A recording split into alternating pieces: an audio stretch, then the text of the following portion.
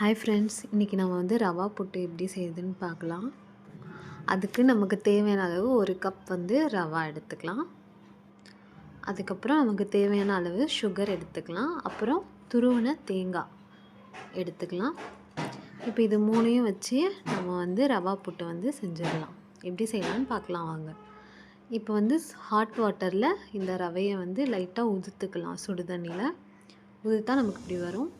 அப்புறம் வந்து ஒரு 5 மினிட்ஸ் வந்து 5 to 10 மினிட்ஸ் இது வந்து ரவையை வந்து நல்லா அது கொஞ்சம் பெருசாக வரைக்கும் நல்லா வந்து வேக வச்சு எடுத்துக்கலாம்.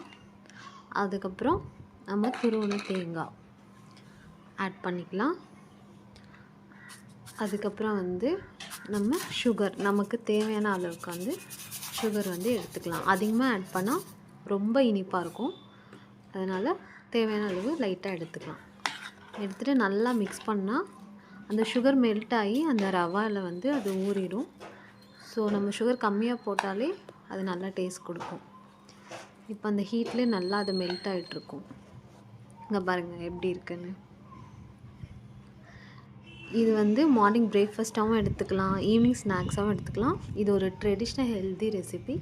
உங்களுக்கு இந்த வீடியோ பிடிச்சிருந்தா லைக் பண்ணுங்கள், சப்ஸ்கிரைப் பண்ணுங்கள்.